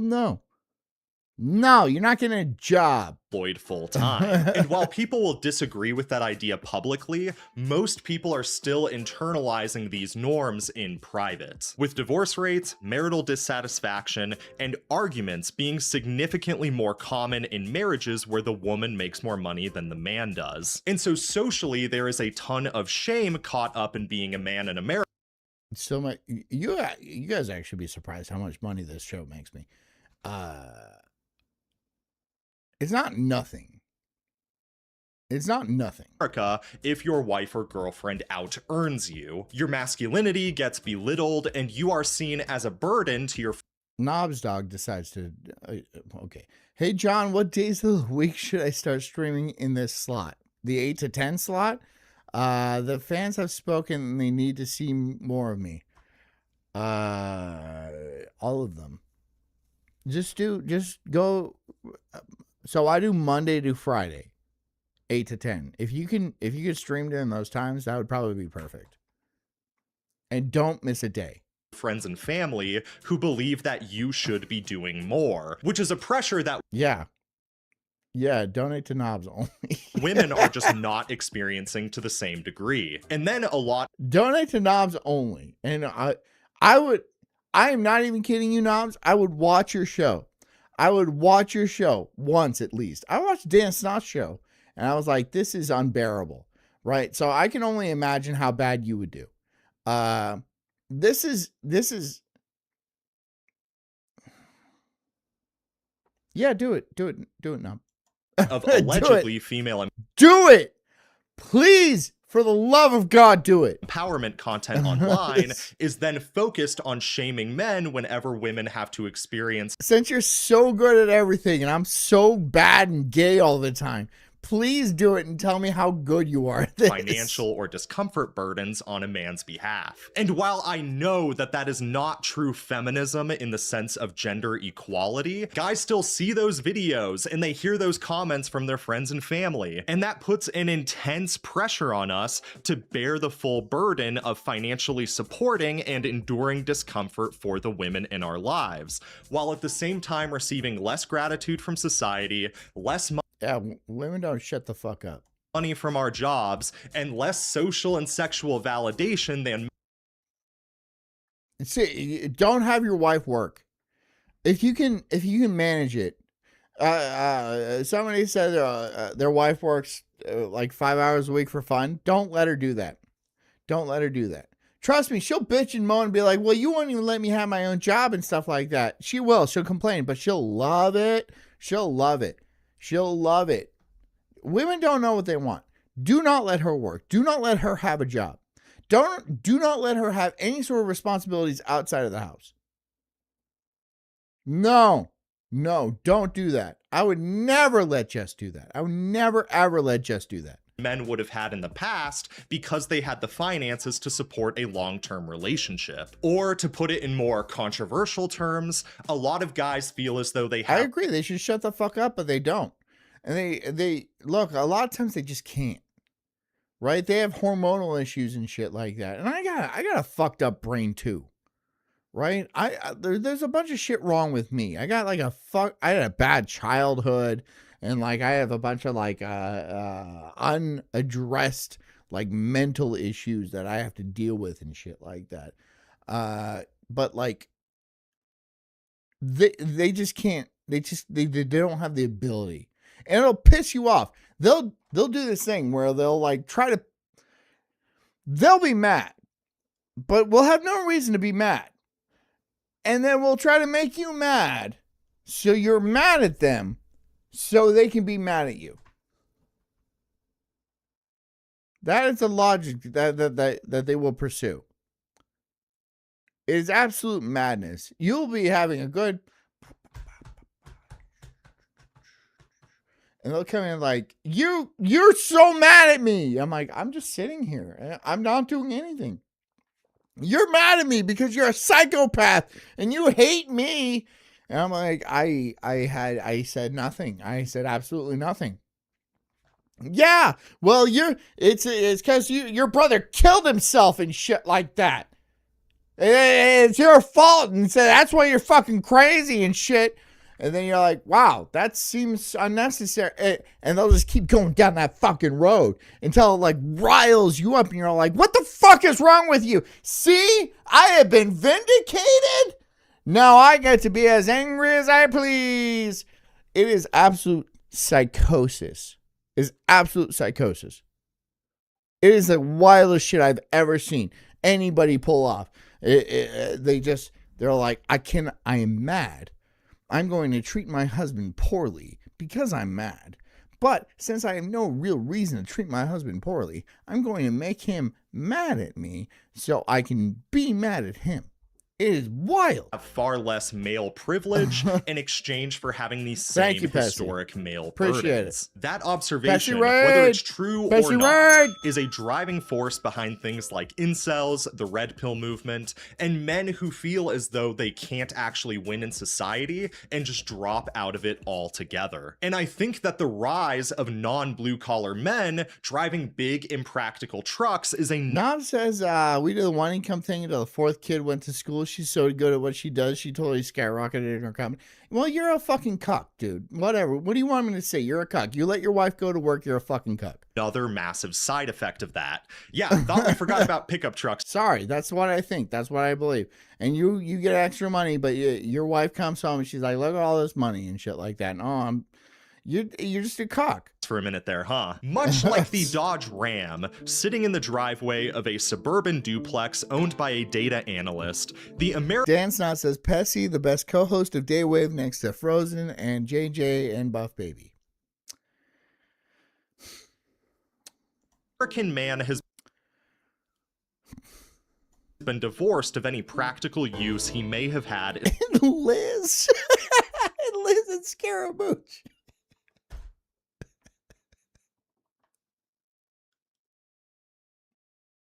I hate you, Dan. I hate you so much. I hate you with vigor, right? I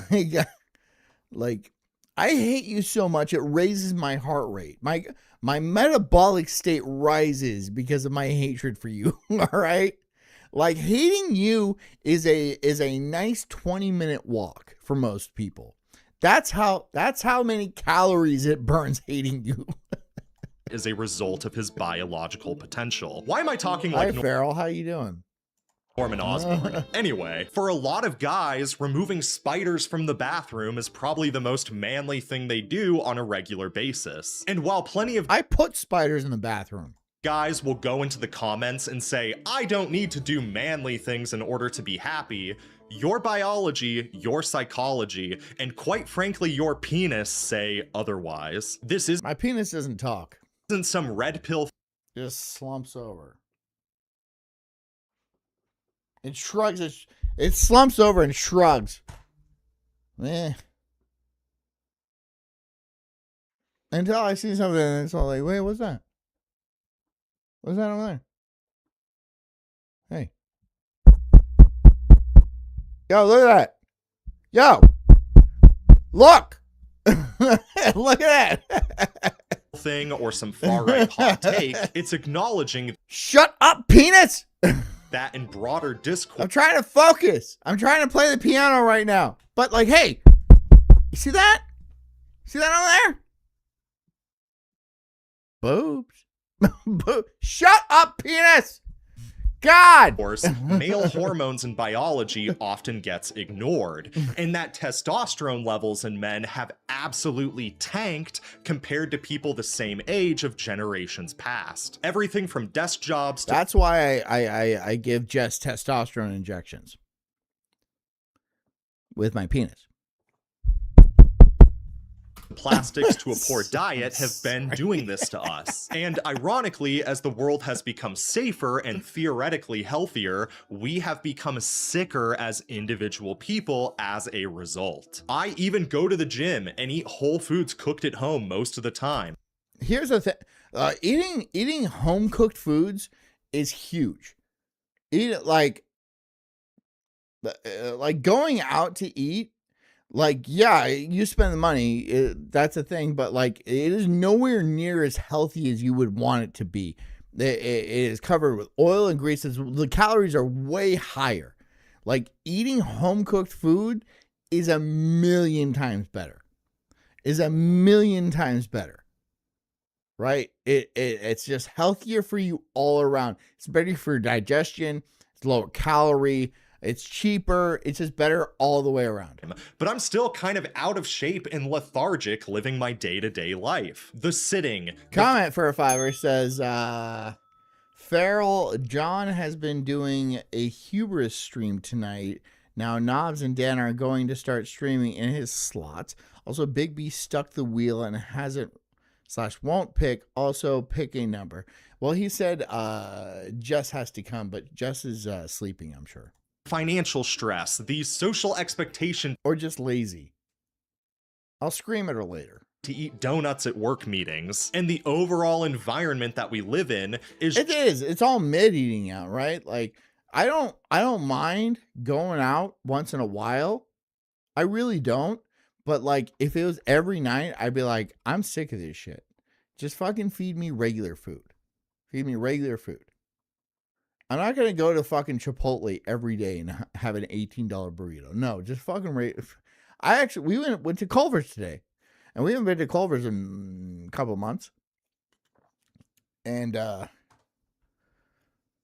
it was good. Just not conducive to us being healthy, virile males. And that's taken a pretty big hit to both. Elk Slayer, you are fucking kidding me right now, are you? You're kidding me right now. I know you're kidding me right now. You're kidding me. Our hormones and our Elk Slayer's kidding. All physical and mental health. Elk Slayer also wants to be my dog slave and wants to live in my yard and do weird gay stuff with me. It's weird. And when our hormones are out of whack, then we're not healthy, we're not happy, we're not ambitious, and our libido goes out the window. Knob, I said $100 in a single donation. It's not $100 across the stream. It's $100 in a single donation. You are not going to be on my show. All right? You're not going to be on my show. On top of us just not behaving in confident or sexy ways around women in general. And I think too many commentators ignore. Farrell, why are you giving me a number? Or just how important that social and sexual validation is to young men being healthy people mentally. Because if we aren't getting that, then we don't feel confident or valued. And then that I am getting that. I don't feel confident or valued. Because I sit down on this show every night, and I go on Daywave every single day, and I'm told to shut up, stupid retard. And then I'm like, okay. And then I come on this show, and they're all like, hey, what's up, homo? Being gay again tonight? Here's $50. I'm like, oh, okay. It's kind of hard. It's kind of hard on me. Combines with the environmental sabotage, creating an entire Farrell, if you give me $35, I'm not going to allow Knobs on this program. I want you to know, if Farrell gives me $35, I'm not going to allow Knobs Dog on this program. I said specifically one donation for $100, and I would let you call in. That's it. Subclass of because I don't want you to be on my show. Men who are sad and isolated. And so I think then that a lot of men try to dig their way out of this hole through superficial expressions of masculinity. What is it called? Face. God damn you! Shut up! She said $20. Shut up, stupid homo being gay tonight. I hate my job. I hate doing this. I hate this. I hate doing this. I hate you guys. I hate you guys. Ah! It's still not $35. Still not $35. And even if I get another 15, there's no fucking way. There's no fucking way driving a giant truck. See, there's no fucking way I'm letting Knob Dog on the show. Like I said, $100. And I want really, I don't care who does it, but I really, really, really, I want Knobsdog to fucking open his fucking empty ass wallet and give it to me. Men do this thing where we are hardwired to assess the status cues of other men so that we know where we fall in the hierarchy of a We're gonna get John Baker acted, and you know what I'm gonna do? You know what I'm gonna do? I'm gonna fucking pack a bag and be, goodbye, goodbye, let's go, boys. I'm gonna stay in the room. I'm gonna do this. I'm gonna do that in a room for 72 hours. I'm gonna do that. I probably won't. I'll just sleep. Farrell for another 5 wishes. Also, comment asked me to pick a number. That number is 13. Comment pick a number for this fiver. Oh my god. You guys like to sabotage me.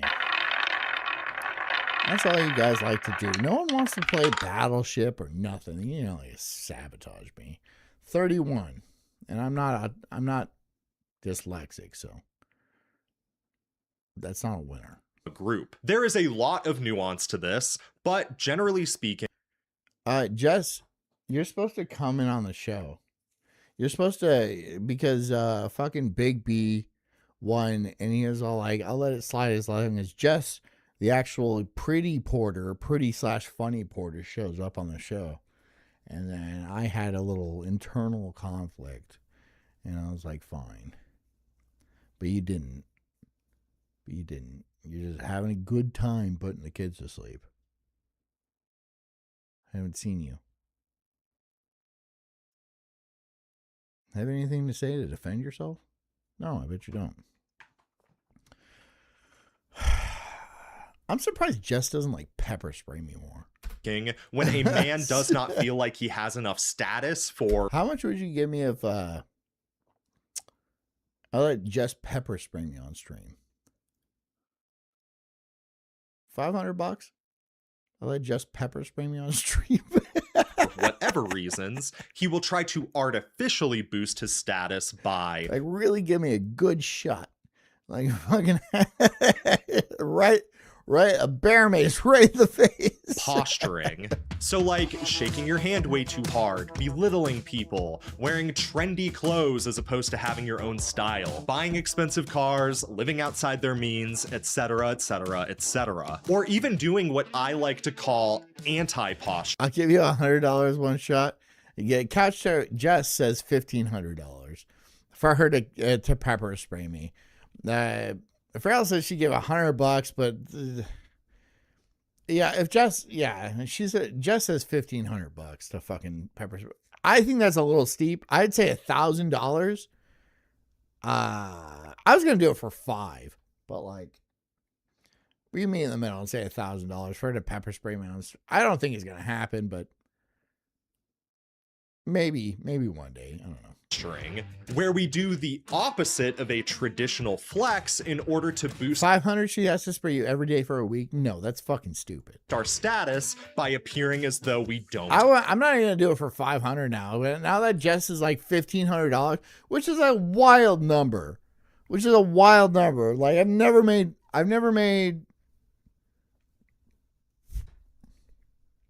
I made like $600, but like I've never made that much. So care and therefore appearing confident. Think of like the nerd types who call 27. Okay, whatever. Say $1,000. 10. It's right next to 27. That's funny. Farrell for a tenner. She says, that's steep. I share my a bank account with my husband. He would kill me. Also 33. 33. I understand. No one's forcing you. But she wants $1,000. So, if she wants $1,000, then she wants $1,000. No, she wants $1,500, but that's just impossible. But I'm going to say $1,000. $1,000 for me to like take off my glasses and let her fucking blast me in the eyes with pepper spray at the beginning of the show. At the beginning. So the rest of the show, I'm like, for 2 hours, right? For 2 fucking hours. call football sports ball, or the blue collar 1,500 is Nightwave numbers. Yeah. It's not Sulk stream numbers. I understand. 1500 is a much bigger. The Nightwave is a much bigger show, so it is what it is. I can't even get donos from YouTube, which sucks because I'm not big enough. But I think $1,000, because I don't think it'll happen. And for $1,000, I will absolutely get pepper sprayed. 500 does seem a little slim. Guys who refuse to ever wear a tie or wear clothes that fit because they don't want to look like they're trying too hard. All of these are very different examples that affect different types of men, but they are all men trying to artificially boost their status in their group by playing on that group's particular insecurities. And trucks are in Knobs does not get to get in because I said one-time dono for $100. Especially effective way to posture. They are conventionally masculine. I didn't drive a truck when I met Jess, but I was super funny and I was like buff and I was handsome. America is a car-centric country, so everyone drives a vehicle and I had that dick every single day. They provide you the potential to do things that smaller vehicles don't, like hauling, off-roading, and towing. They make you big and imposing on the road, and they're also crazy expensive. So it's a sign to everyone around you that you have masculine potential and money. Or at least that's how truck drivers probably subconsciously view it. An SUV can often do all of the same stuff that a pickup can do, and is often just as expensive. But marketing and social peer pressure pushes a lot of men in particular towards the pickup truck. I'm not going to let Knobs in. No, absolutely not. Even when they don't actually need them on their day-to-day. It is a universally understood display of extravagance. In the same way that just living in a castle gives you a sway of authority over the public, because we are hardwired to figure out what our status in society is so that we can behave in ways that are beneficial. I'm better than you. To the groups that we're in as a whole. A group of peasants could borrow my dad's Tundra. Tundras are very nice. I had a Tacoma for a long time. It was a great Tacoma. Tundra, while the Focus is waiting for parts, I hate it. You don't like the Tundra? Easily raid a castle and you don't like the Tundra? Kill a king if they were unified to do so. I've never had a Tundra, honestly. But we see how did it come? A lot of historic revolutions fail because systems are necessary in order for large groups of people to survive and thrive. That egalitarianism that you hear about. If you guys are all Knobs, I'm banning you all. About in small tribal groups is really only possible because I'll have Jess on tomorrow night. How about that? I'll have Jess on tomorrow night. They are small groups of people. A country of 300 million people could not just magically operate if the government disappeared overnight. Way too many systems are being run by people who are incentivized by certain comforts and benefits to do the job that they do. Economics aside, men tend to posture more the more insecure that they are about their status. And in the modern digital age, where men don't have conventionally masculine jobs, and we are constantly able to compare ourselves to others through social media. How big is a Tundra? Tundra's not that big. It is virtually impossible for us to have a clear sense of what our status actually is, and it is far too easy to feel insecure about our own masculinity because of that. I can see why you feel insecure about your masculinity. Look at you, bro. You look like a lesbian. You look like you're driving like a Subaru with a Great Dane in the back. Fucking change your look, hit the gym, fucking cut down on carbs. And so one very real reason that trucks are getting bigger and more ridiculous is because the role of men in society has been undermined without the narratives around masculinity changing in a productive way. Sure, I'll do that. I'll lay my head on a bar as I take a shot of whatever he was taking. They won't let you do that though. Farrell for a 5, she says 5. I don't know why you would want to do this, but 5. I'm gonna do 5. You're not gonna win. No win. No win. No win. No win. Ha ha ha ha ha ha. 20. And we're gonna Jess on tomorrow because that's the fucking. Scan the QR code on screen. Which game? Shut up. There are narratives out there telling men that they need to do better and go to therapy, but treating men like therapy is not gonna fucking like we're just dysfunctional women who need to be fixed. You are a dysfunctional woman. You look like a dysfunctional woman. Is honestly quite insulting and not I am insulting you, yes. really a productive way to make change at scale. And sure, giant trucks are expensive, ridiculous, and sometimes dangerous, but they're probably still one of the less harmful ways that the masculinity crisis has been displaying itself in society. Male enrollment in colleges has Don't go to college. tanked. And yes, I know, I teach at a university, so of course I perceive 8, this as she says. Farrell says 8. Let's see if she got the 8. No. No 8. Sorry. an issue. So let me Sorry. be the first. Yeah, I mean, we can have Jess on and we can have her drink whatever. Like, I will, for $1,000, we'll have Jess on the stream and I will make her take a shot of piss. For $1,000, I will have Jess on the show and she will drink a shot of my urine.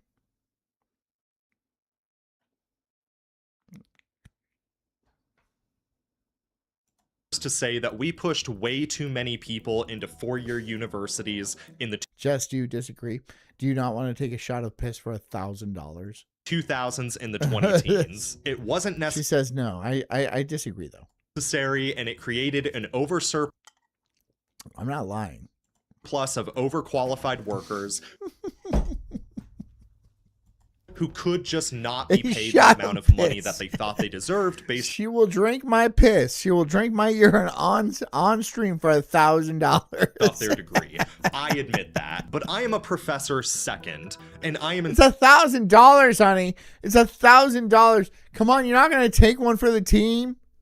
You're not gonna take one for the team. instead a labor market analyst first and foremost. And I can tell you that we have a labor force disaster on our hands right now because men are dropping out of You wouldn't drink pee for $1 million. Bullshit. Bullshit. If somebody came around and said, "I'll give you $1 million to take a shot of your husband's piss," it's my piss, honey. It's not like,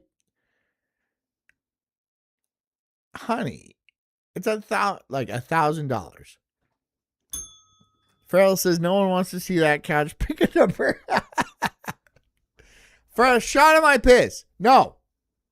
Jessica, I'll pay you $1,000 to drink my piss. schools and the workforce at an alarming rate, and are instead just staying I'm going to be paying for home it. instead of replacing that schooling with something Okay. like a trade apprenticeship, the military, or Anyways, that's the deal. really anything else. According to the Federal Reserve, She says 13. I don't know what she's going to fucking pick if she wins.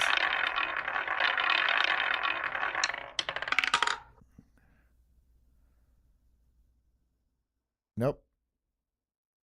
16. Sorry. 14% of 25-year-old males are not employed, which is double the number that we saw decades prior, and is significantly higher than the 4% unemployment rate No, I'm not asking you. I'm trying to get my wife to drink my piss. across the general American population. I'm just like, will somebody else pay for it? Because if not, I'll do it. That means that one I'll in do every it. 7 men I'll do it. It doesn't matter. I'm done with you guys. I'm done with you guys because you guys are like, no, don't drink his piss. That's gross. I'm like, you guys, come on, be cool. Fucking work with me. Work with me a little bit. Be like, come on, be a chat worthy. Be a chat worthy. Thanks for joining us, guys. I'll catch you guys tomorrow night. I hope you guys have a fantastic evening and stay strong, cult members. I'm so glad I heard from you. I'm so glad I see you. I'll see you guys tomorrow night. Until then, drink a lot of water, get a good night's sleep, and take care of yourselves because I obviously do care about you too. Good night. Love you.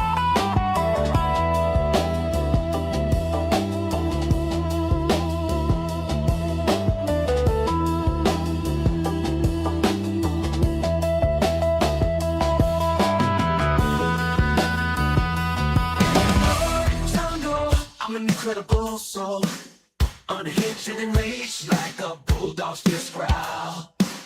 I'm spitting fire, burning through these trees, questioning the world, unraveling conspiracies. Talking about Bigfoot, but I guess not 6